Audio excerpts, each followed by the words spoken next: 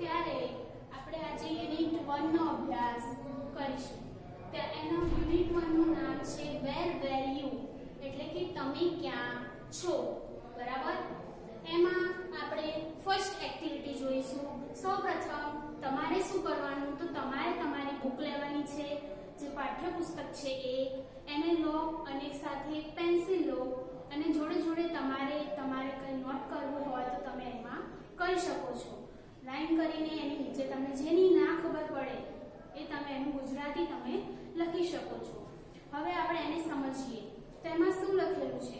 Activity 1 માં તમે જુઓ, નીચે આપેલા ગીતનું અભિનય સાથે ગાન કરો. બરાબર.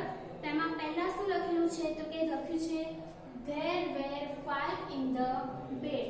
there were 5 in the bed. પલંગમાં 5 બાળકો હતા. એનું ગુજરાતી આવું થાય કે પલંગમાં 5 બાળકો હતા.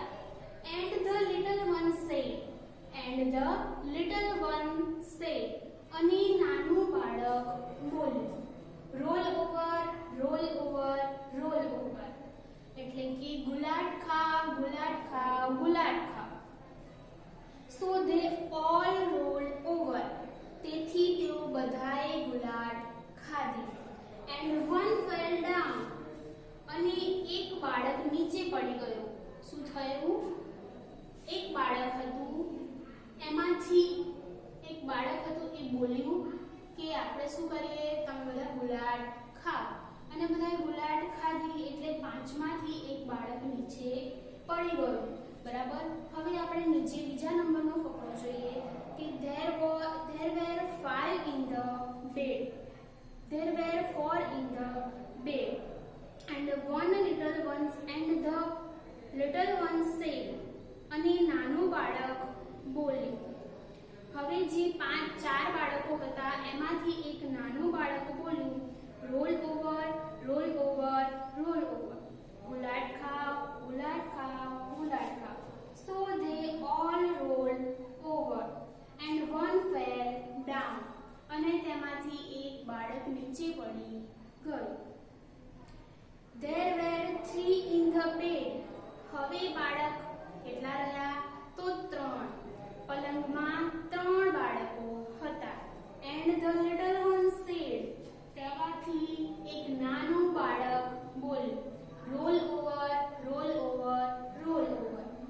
શું ખાઓ? ગુલાટ ખાઓ, ગુલાટ ખાઓ, ગુલાટ ખાઓ. so they all rolled over. તેથી તેઓ બધાએ ગુલાટ ખાધી. and one fell down. તેમાંથી એક બાળક નીચે પડી ગયો. જેવું તમે બાજુમાં ચિત્રમાં જોઈ શકો છો મિત્રો. બરાબર. પલંગમાં 5 બાળક આપણને દેખાય છે, પછી એમાંથી ગુલાટ ખાય છે એટલે એક બાળક નીચે પડી જાય છે અને 4 બાળકો છે એ પલંગમાં રહે છે. અને 4 બાળકોમાંથી ફરીથી એક બાળક બોલે છે અને પછી ગુલાટ ખાવાનું કહે છે, એટલા માટે ફરીથી ગુલાટ ખાધા પછી એક બાળક નીચે પડી જાય છે એટલે 3 બાળક રહે છે.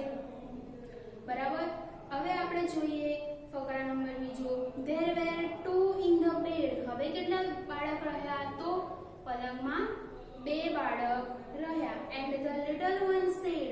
અને એમાંથી પણ એક બાળક બોલ્યું roll over, roll over, roll over. so they all rolled over. તેથી તે બધાએ ગુલાટ ખાધી. and one fell down. તેમાંથી એક બાળક નીચે પડી ગયું. એટલે તમને ખબર પડી કે એક બાળક હવે અંદર પલંગમાં બચ્યું. there was one in the bed. પલંગમાં એક બાળક રહ્યું. and the little one said good night. અને નાનું બાળક બોલ્યું શુભ રાત્રિ. બરાબર. ફરીથી બાળક તમે અંદર જોઈ લો, બધા બાળકો અંદર જુઓ. અંદર બધાનું પાઠ્યપુસ્તકમાં ધ્યાન હોવું જોઈએ. આપણે પહેલા ફકરામાં જોઈ શકીએ છીએ કે પલંગમાં કેટલા બાળકો હતા, તો કે 5 બાળકો હતા. 5 માંથી એક નાનું બાળક બોલે છે ગુલાટ ખાવાનું, એટલે બધા શું કરે છે, ગુલાટ ખાય છે અને એક નીચે પડી જાય છે. બરાબર. એક બાળક નીચે પડે છે, પછી પલંગમાં 4 બાળકો રહે છે, પછી એક બાળક બોલે છે અને પછી શું થાય છે, ફરીથી બધા ગુલાટ ખાય છે એટલે પલંગમાં 3 બાળકો રહે છે. 3 માંથી એક બાળક ફરીથી એવું બોલે છે એટલે બધા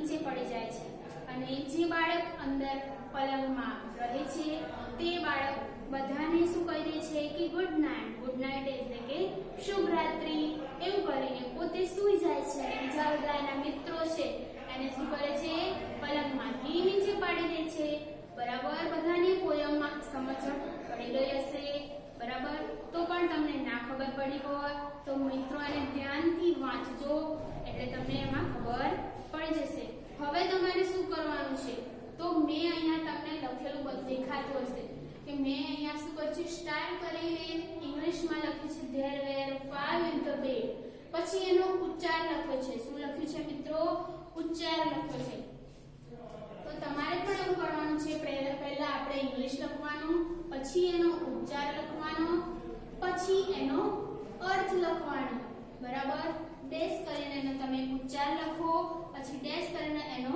અર્થ લખો આ રીતે તમારે આખી પોયમ લખવાની છે જ્યારે મેં એક જ ફકરો તમને લખીને બતાવ્યો છે અને મેં તમને સમજાવ્યો 2 વાર ફકરો એટલે તમને આવડી જશે બરાબર હવે આપણે જોઈએ પાછળનો પેજ ખોલો પાછળના પેજ ઉપર જુઓ તો તમને રાઇમિંગ વર્ડ આપેલા હશે લખ્યું છે ગીતમાંથી ઉદાહરણ મુજબ રાઇમિંગ વર્ડ શોધો બરાબર અહીંયા એક્ઝામ્પલ આપણને એક આપેલું જ છે કે લખ્યું છે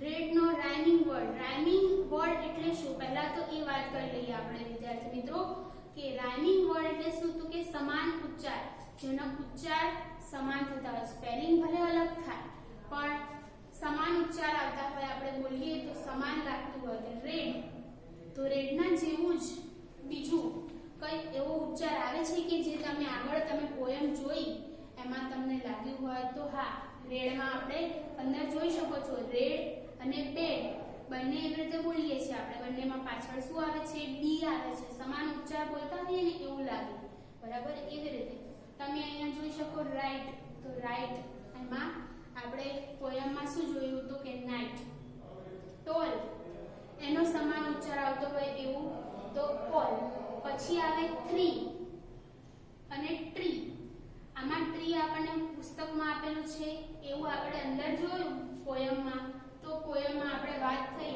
3 બાળકો વિશેની વાત થઈ તો એમાં 3 આપણે લખી શકીએ પછી અલાઇવ તો આપણે 5 બાળકોની વાત કરી તો અલાઇવ અને 5 સેન્ડ અને એન્ડ ફૂડ તો ગુડ બેલ તો ફેલ બ્રાઉન ડાઉન મોર ફોર બરાબર ખબર પડી ગઈ તમને મિત્રો હવે જુઓ તો હવે છે એક્ટિવિટી 2 શું છે એક્ટિવિટી 2 માં હું કઈ લખીશ નહીં મિત્રો તમારે અંદર જોવાનું રહેશે શું કરવાનું રહેશે તમારા પાઠ્યપુસ્તકમાં જોવાનું રહેશે ચિત્રને ધ્યાનથી જુઓ અને નીચે આપેલા ચિત્ર આધારિત પ્રશ્નોના જવાબ લખો તમને આમાં ચિત્ર દેખાય છે વિદ્યાર્થી મિત્રો ચિત્ર જુઓ એમાં તમને શું દેખાય છે તો કે એક ગાર્ડન જેવું દેખાય છે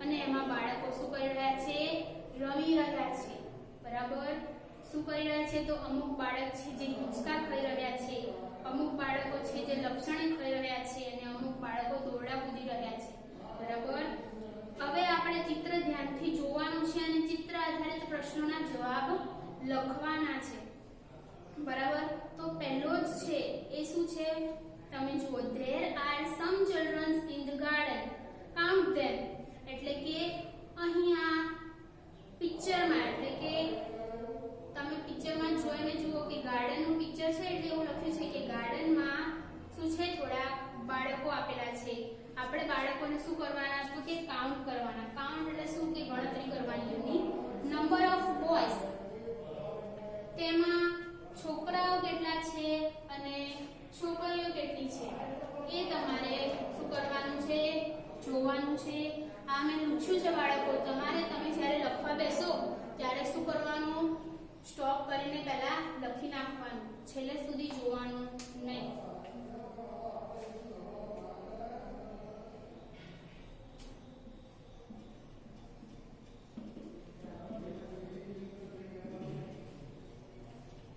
એક્ટિવિટી 2 માં તમે જોયું ગાર્ડનનું ચિત્ર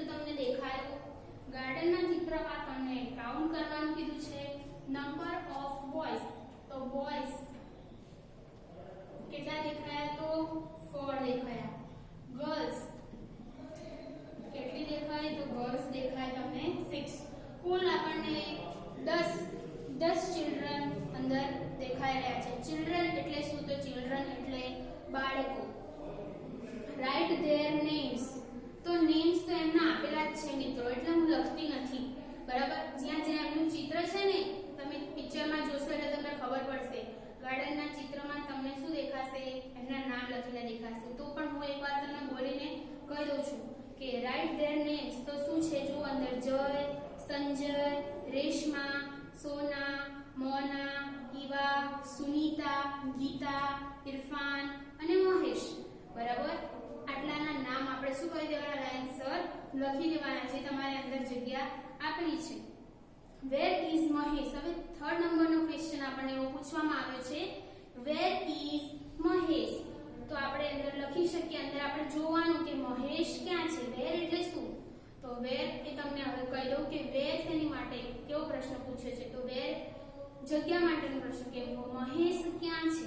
તો આપણે મહેશને શોધવાનું, અંદર પિક્ચરમાં મહેશ હોય. બરાબર, તો મહેશ આપણને દેખાશે.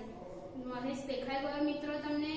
ચીચવા ઉપર બેઠેલો છે. બરાબર, તેને ઇંગ્લિશમાં શું કહેવાય? સી શો કહેવાય. શું કહેવાય? સી શો કહેવાય. Mahesh is on the C show. હું ડાયરેક્ટ જવાબ લખીશ મિત્રો. તમે જ્યારે બુકમાં તેને નોટ ડાઉન કરો ત્યારે તમારે ક્વેશ્ચન અને આન્સર બંને લખવાના રહેશે. Mahesh is on the C show. બરાબર, હવે ચોથા નંબરનો ક્વેશ્ચન આપણે જોઈએ. તો વેર આર સોના એન્ડ મોના. સોના અને મોના ક્યાં છે? તો Sona and Mona are on the swings. ક્યાં દેખાય છે તમને? હિંચકા ઉપર બેઠેલી બંને દેખાય છે, સોના અને મોના. તો લખવાનું Sona and Mona are on the swings. પછી પાંચમા નંબરનો question, are Jay and Sanjay on the seashore. શું જય અને સંજય સી શો પર બેઠા છે? તો લખવાનું no, Jay and Sanjay are not the seashore. No, Jay and Sanjay are not on the seashore. પછી is Nirav behind the tree. શું નીરવ ઝાડની પાછળ છે? બરાબર, behind એટલે તો લખવાનું કે ના, નીરવ ઝાડની પાછળ નથી. અને ઇંગ્લિશમાં કેવી રીતે લખાય? તો લખો નો, Nirav is not behind the tree.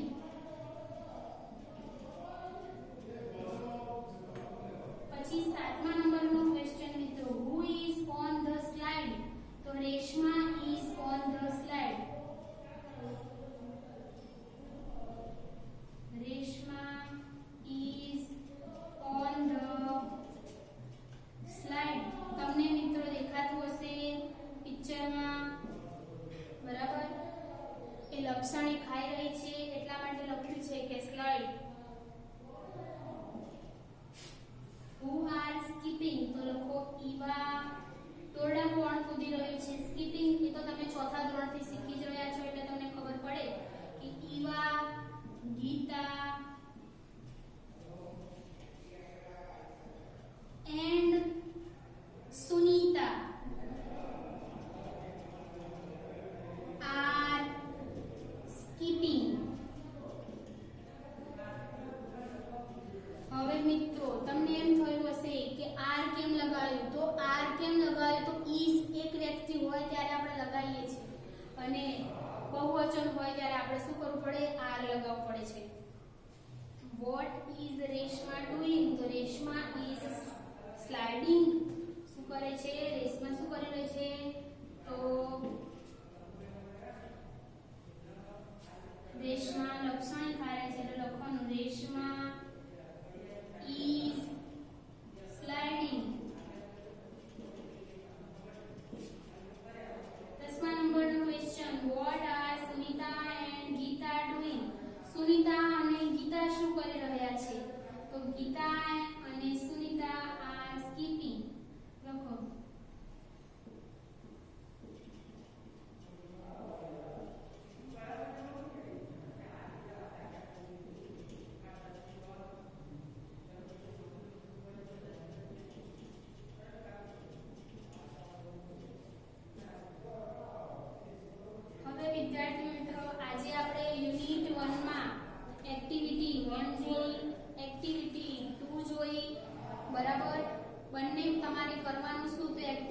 1 માં તમારા બધા ફકરા શું કરવાના રહેશે? લખવાના રહેશે. જેવી રીતે મેં અહીંયા લખ્યા છે એવી રીતે તમારે લખવાના રહેશે. પછી એની પાછળ આપેલા છે રાઇમિંગ વર્ડ્સ, એ પણ તમારે લખવાના રહેશે, જે મેં પહેલા લખાયા હતા પછી અત્યારે પૂછ્યા છે. એક્ટિવિટી 2 શું કરવાનું? તો તમારે પહેલા સમજીને તમારી બુકમાં પહેલા લખી નાખવાનું, પછી તમારે તમારી નોટબુકમાં લખવાનું રહેશે.